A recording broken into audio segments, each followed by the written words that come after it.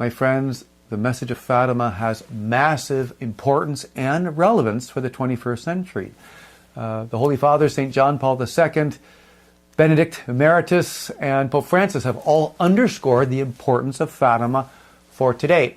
You know, Sister Lucia had a fascinating interview with the great Fatima devotee John Hafford towards the end of the 20th century, where she said, you know, we're only in the third day of the week of Fatima. And John Hafford asked, well, what do you mean by that, Sister Lucia? And she specified that the first day signified the time of the apparitions. The second day was post-apparition, pre-consecration period. And the third day is the post-consecration period. There are still 4 more days to the fulfillment of Fatima. Now, it's a fascinating comment, and it certainly underscores the fact that Fatima is relevant. We're still living through this time and significance of the Fatima message. So what is the heart of the Fatima message? First of all, to pray the rosary daily for peace in the world. Also to make of, quote, everything we can a sacrifice. And certainly there's a lot of suffering. There's plenty of suffering to go around. And so let's make sure whether we're on a sick bed or in the middle of a marital crisis or unemployment, that we're offering that sacrifice, that suffering to the Immaculate Heart of Mary for the salvation of souls.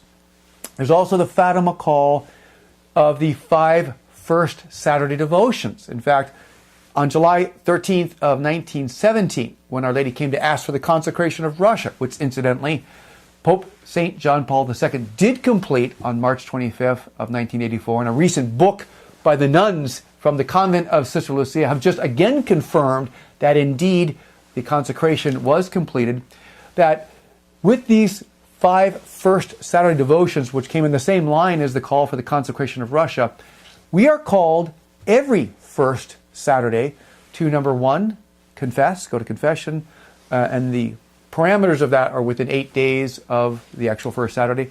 Number 2, to receive Holy Communion. Number 3, to pray 5 decades of the Rosary. Number 4, to meditate 15 minutes. All of those with the intention of making reparation to the Immaculate Heart of Mary.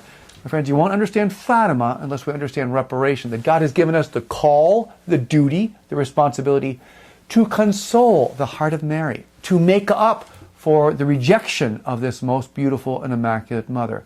So these are all elements of the Fatima message. But as well, Fatima is prophetic in the sense of, in this 1917 July 13th message, saying that in the future the Holy Father would have much to suffer. And of course, on May 13th of 1981, John Paul II is shot as partial fulfillment of this sad Fatima prophecy. Also, there would be a struggle within the Church. Russia would spread its errors throughout the world, that various nations would be annihilated. But in the end, her Immaculate Heart would triumph.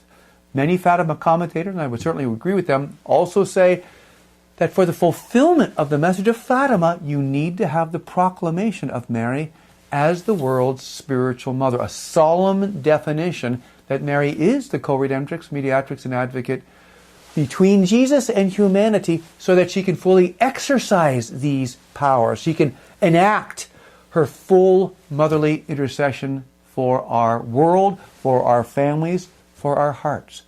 So, my friends, let's live Fatima. It's a powerful message, it's a relevant message, and we should all be doing our part to assist Our Lady to fulfill that great promise that in the end, my Immaculate Heart will triumph. Thanks. God bless.